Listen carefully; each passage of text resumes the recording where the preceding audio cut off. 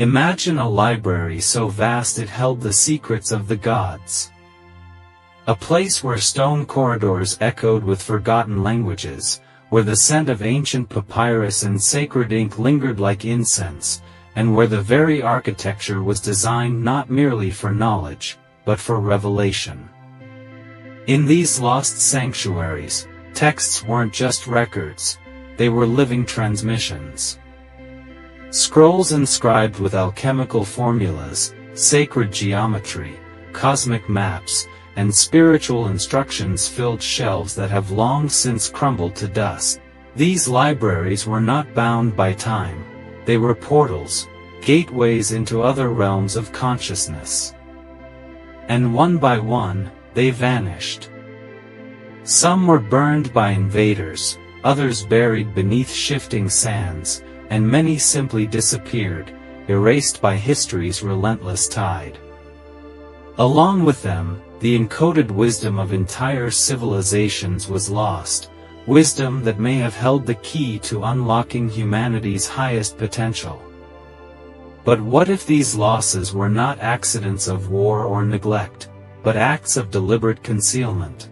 What if these libraries were silenced not just to conquer people, but to sever us from our deeper nature? From the ruins of Alexandria to the sealed vaults of the Vatican, the suppression of knowledge has always walked hand in hand with the control of minds. These ancient collections were not mere intellectual archives. They were mystical repositories, sacred technologies that blended science and spirit, mathematics and mysticism, astronomy and divination. They carried truths too expansive for dogma and too dangerous for empires. To study within them was to remember the divine origin of the soul. To lose them was to plunge into amnesia. This video is an invitation to journey through the smoke and shadows of forgotten time. Together, we'll explore the most legendary lost libraries of the ancient world, not just their historical significance, but their spiritual purpose. We'll trace fragments of their wisdom still whispering through myth, scripture, and stone. We'll uncover why this knowledge was hidden and what it reveals about the sacred design of reality itself. And perhaps most importantly, we'll ask how these truths, long buried beneath the rubble of civilization, can still guide our awakening today. This is not merely a history lesson, it is a remembrance. And once this door is opened, the world may never look the same again. Long before our modern world measured knowledge by data and algorithms, ancient civilizations understood that wisdom was not merely collected, it was consecrated. The earliest libraries were more than centers of learning, they were sacred spaces where the spiritual and intellectual merged. In Mesopotamia, the Sumerians, arguably the architects of written language, established temple libraries where clay tablets preserved hymns, incantations, and astronomical records. These weren't just bureaucratic documents, they were multidimensional records intended to mirror the divine order. Their cuneiform texts were designed with cosmic precision, linking the heavens to the human soul. And from these Sumerian beginnings, a lineage of mystical knowledge traveled east and west, encoded in temples, pyramids, monasteries, and ziggurats. One of the most famous repositories of ancient knowledge was the Library of Alexandria, a name that still evokes awe and lament. Founded in the 3rd century BCE in Egypt, this library was said to house over 400,000 scrolls, many of them irreplaceable treasures from Egypt, Babylon, Greece, Persia, and India. Philosophers, sages, mystics, and scientists gathered there, engaging in a unified quest for truth. But the Library of Alexandria was not merely a warehouse of books, it was a symbol of something much more dangerous, the unification of spiritual insight and empirical knowledge. It represented a holistic understanding of the universe, one that threatened the fragmented control structures of empires. And so, it was burned, multiple times. Whether by accident, political maneuvering, or intentional censorship, the destruction of Alexandria wasn't just the loss of scrolls, it was the severing of a golden thread in humanity's collective memory. Across the globe, similar patterns emerge. The Mayans, whose codices held knowledge of time cycles, energy systems, and celestial alignments, had nearly all their texts destroyed during the Spanish conquest. Of the hundreds that once existed, only 4 codices remain. In China, the first emperor Qin Shi Huang ordered the infamous burning of the books in 213 BCE to suppress dissenting philosophies. In each of these events, we see a recurring motif, the deliberate erasure of esoteric knowledge that connected humans not only to the stars, but to their inner divinity. Philosophically, this raises a vital question: why has humanity repeatedly buried its own wisdom? The answer may lie in the nature of sacred knowledge itself. True esoteric wisdom empowers the individual, awakens consciousness, and dissolves dependence on external authority.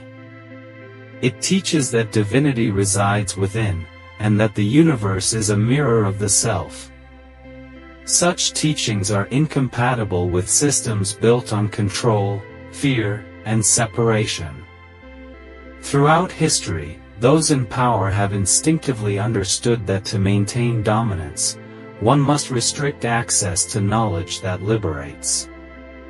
But even more profound is the idea that knowledge, true, sacred knowledge, has a consciousness of its own. Perhaps it hides when it must.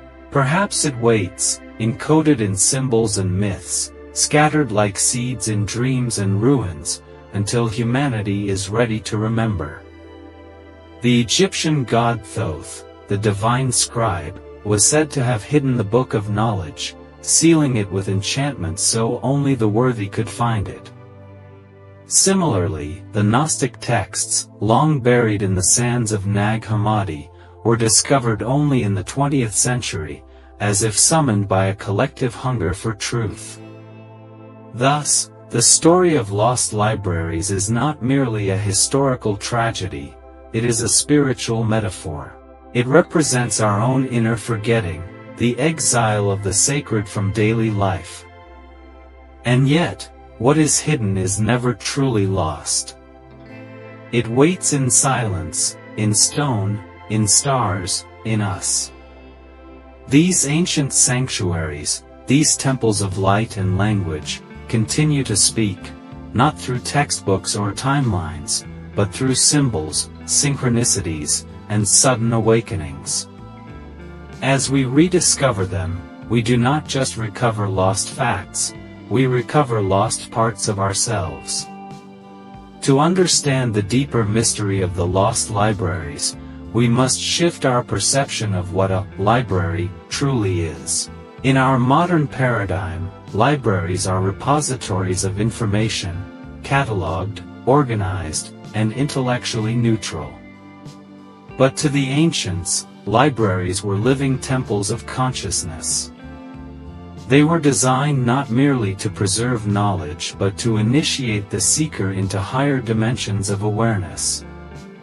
The texts they housed were not meant to be passively read, they were meant to be activated, to act as catalysts for transformation. Many of the scrolls, tablets, and manuscripts held within these sanctuaries were written in layers, esoteric languages that could only be understood through meditation, initiation, or divine inspiration. Their true meanings were veiled behind allegory, geometry, astrology, or ritual, a safeguard against misuse, and an invitation to those with the eyes to see. Take, for example, the Hermetic texts believed to have originated in ancient Egypt and later re-emerged in Greco-Roman esoteric circles.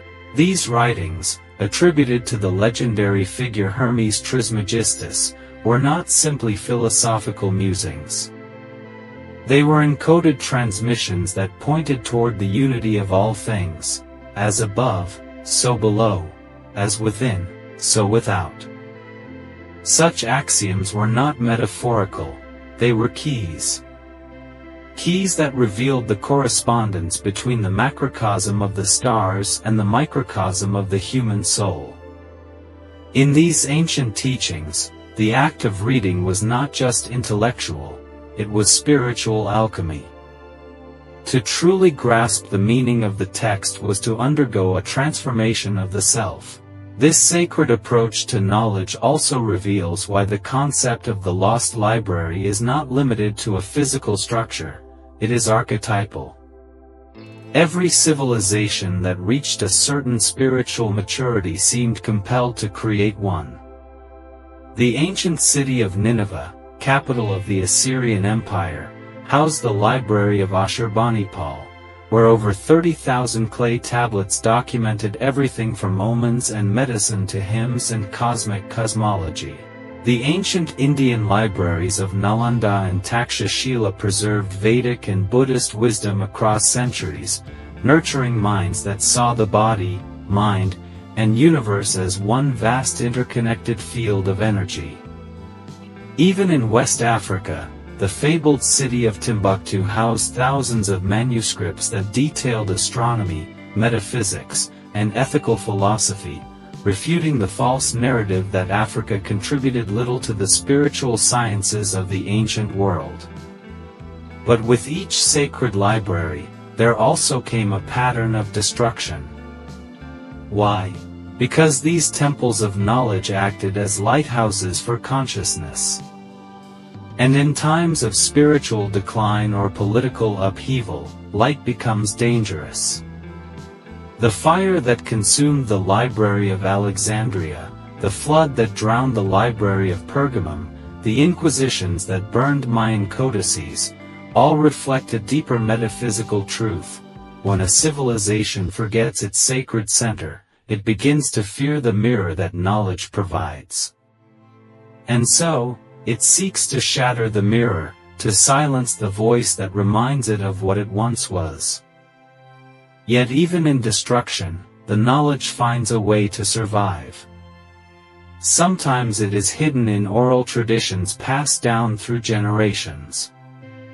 Sometimes it migrates, encoded in architecture, symbols, myths, or even the land itself. Consider the idea that the earth, too, is a kind of library.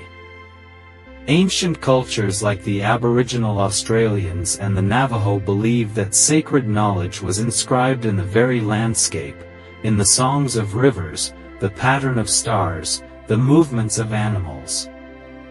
The land itself became a living scroll, a memory field. This holistic way of knowing challenges our modern distinctions between mind and matter, between data and spirit. It suggests that the most profound truths are not collected, they are remembered. And perhaps this is the most important revelation of all: the lost libraries never truly disappeared. They were simply veiled. Hidden in the folds of time, in forgotten languages, in sacred symbols, and within our own consciousness. For the seeker who is willing to look not only outward but inward, the doors to these libraries begin to reopen. And once they do, the scrolls that unfold are not just from ancient civilizations, they are the sacred texts of your own soul. To journey deeper into the mystery of these lost libraries is to begin dissolving the boundary between myth and memory. For what we call lost may not be lost at all. It may simply reside in another dimension of awareness, waiting for us to align with it. As we peel back the layers of time, we encounter a tantalizing truth, that many of these ancient repositories were not merely destroyed by external forces, but concealed by design. There are legends of subterranean libraries hidden beneath temples, pyramids, and mountains, guarded not by stone walls but by energetic seals, accessible only to those who possess the right vibration of consciousness. These are the Akashic Records spoken of in mystical traditions, the collective memory field of the soul of humanity, which records every thought, every deed, every intention. It is said that certain initiates of ancient schools could access this divine database through ritual, trance, or dream. In this sense, the greatest libraries may never have had walls at all. One of the most enigmatic examples comes from the lore of the Great Pyramid of Giza. Though often reduced to a tomb in modern narratives, many esoteric scholars suggest it was part of a larger initiatory complex, a spiritual machine designed to awaken higher states of consciousness. Some even believe that hidden beneath the Sphinx lies the Hall of Records, a legendary archive containing the history of Atlantis, the origins of humankind, and the cosmic blueprint of creation itself. The idea may sound fantastical, but consider this: ancient Egyptian priests, known as keepers of the secrets, spoke in veiled language of chambers beneath the earth where sacred texts were stored, not texts in the traditional sense, but vibrational codices, meant to be heard or experienced rather than read. They believed that true knowledge was alive, resonant, and could only be revealed to the pure of heart and mind. Similar threads appear in other cultures. In Tibetan Buddhism, for instance, there is the concept of the terma, hidden teachings deliberately concealed by enlightened masters and protected by guardians, only to be discovered by a destined seeker known as a tertan. These treasures might be written texts, but just as often they are non-physical, visions, dreams, spontaneous insights that arise when the time is right. This idea profoundly reframes what we think of as lost. Perhaps nothing has truly vanished. Perhaps, instead, we have fallen out of alignment with the frequencies required to perceive these sacred truths. In this light, the burning of scrolls and libraries is tragic, yes, but it is also a symbol of something deeper: our own descent into materialism, our disconnection from the inner realms of knowing. As we examine these threads, a pattern emerges, not of accidental loss, but of intentional veiling. For every cataclysm that destroyed sacred texts, there was often a parallel effort to preserve them, encoded in architecture, concealed in sacred geometry, or embedded in myth. Look closely at ancient temples, pyramids, mandalas, or labyrinths, and you'll find recurring mathematical constants: phi, pi, the golden ratio, keys that hint at a universal language of creation. These are the fingerprints of a knowledge that transcends time and culture, a silent testimony to the interconnectedness of all things.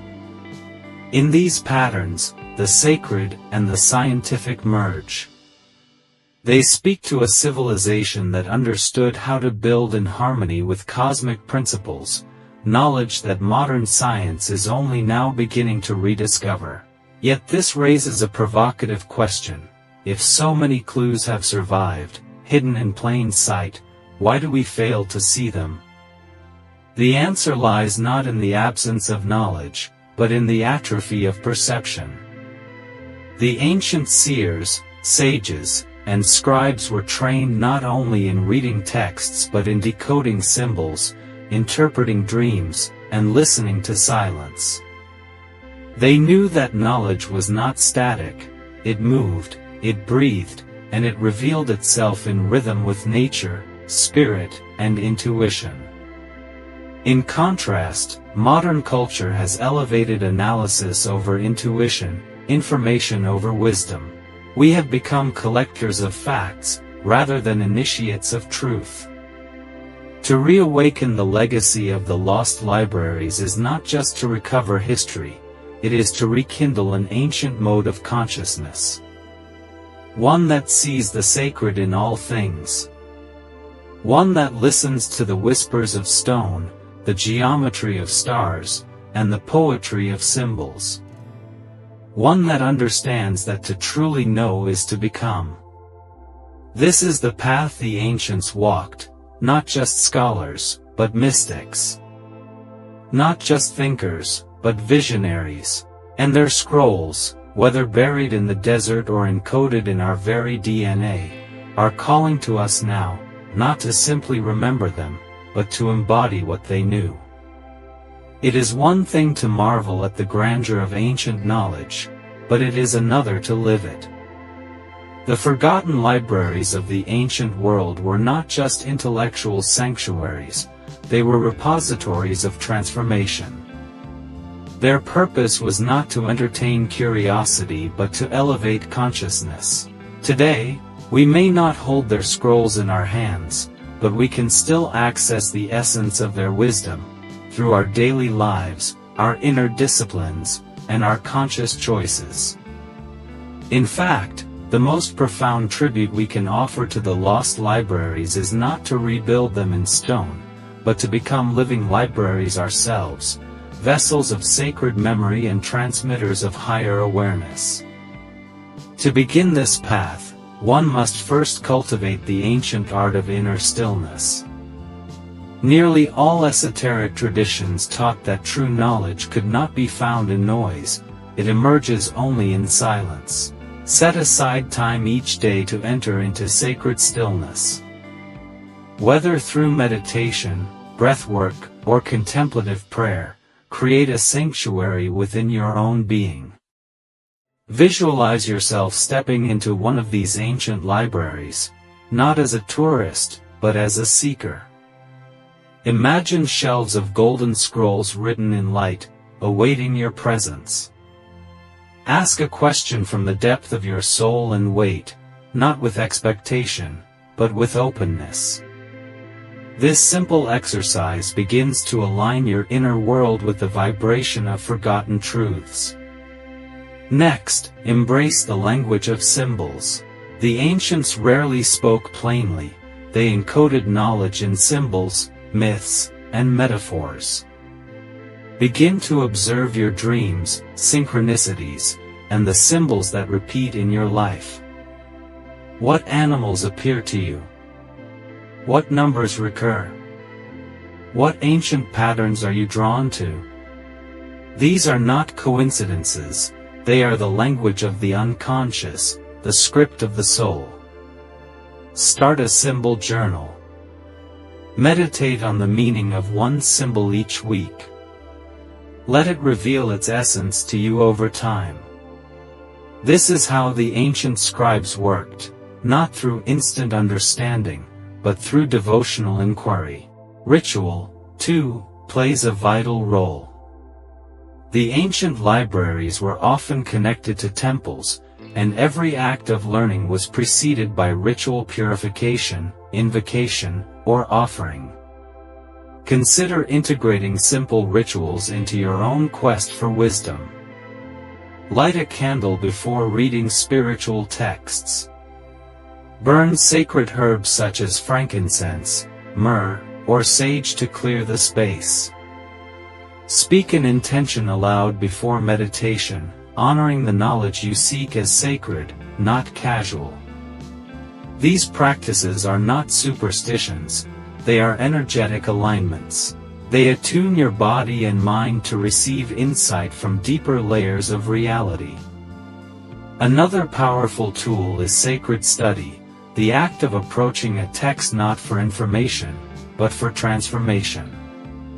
Choose a piece of sacred literature, whether it's the Tao Te Ching, the Emerald Tablet, the Bhagavad Gita, or the Gnostic Gospels, and read it slowly, reflectively.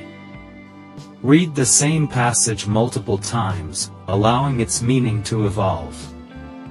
Ask yourself, what part of me needs to hear this today? The ancient scribes believed that the right word, read at the right time, could shift the soul's trajectory. Don't rush. Let the words work on you like medicine, like alchemy. Finally, share what you receive. The ancient libraries were communal spaces, not just places of solitude, but of dialogue. As you awaken to lost knowledge within yourself, begin to share it, not through preaching, but through presence. Speak truth with compassion. Offer wisdom through example. Create spaces where others can also explore the sacred. In this way, we each become nodes in a new network of light, rebuilding, in energetic form, the lost temples of learning that once graced this earth. Yes, the scrolls may have burned. The temples may have crumbled. But the soul of the library lives on. It lives in the way you breathe, the way you listen, the way you remember who you truly are. The ancients are not gone, they are within you, waiting to be reawakened. And when you live with this awareness, you do more than honor their legacy, you become it. So now, we arrive at the threshold, not just of the video, but of a revelation that stretches across time. What began as a journey into the ruins of lost libraries has unfolded into something far deeper, a remembering, not just of scrolls and stones, but of a way of being. A consciousness once held by sages, mystics, and priest-kings who knew that knowledge was sacred, that wisdom was alive, and that the soul itself was the greatest archive of all. These ancient sanctuaries of learning, Alexandria, Nineveh, Nalanda, Timbuktu, were never merely buildings. They were mirrors of the human spirit's yearning to touch the eternal. Their destruction was not just a historical tragedy, but a spiritual warning, that when we forsake the sacred, we lose more than books, we lose our connection to who we are. But here is the paradox, nothing truly sacred can ever be lost. Hidden, yes. Forgotten, perhaps. But never gone.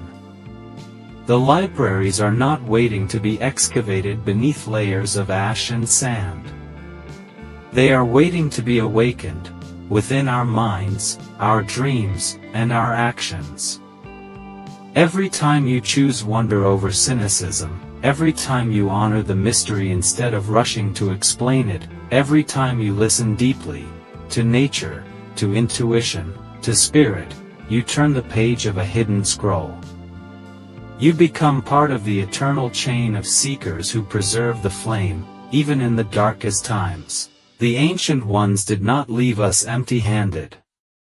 They left us symbols, stories, stars. They embedded their wisdom in stone and song, in rituals and rhythms, in sacred texts and sacred silence. And now, it is our turn. Our time. Not just to study the mysteries, but to embody them. To walk again the path of the initiate. To become the scribe, the guardian, the temple. To live in such a way that wisdom flows through us, not as knowledge to be owned, but as light to be shared. So I leave you with this question. If the greatest library still exists within you, what scroll is waiting to be opened? What sacred truth, long buried, is ready to rise? If this journey stirred something within you, if it reminded you of something you didn't know you had forgotten, then this video was never just content. It was a call. A call to remember, to reclaim, and to rise. If this message resonated, let it echo forward. Share your reflections. Light your own candle of curiosity. And above all, stay open, for the lost libraries are not lost at all. They are waiting for you.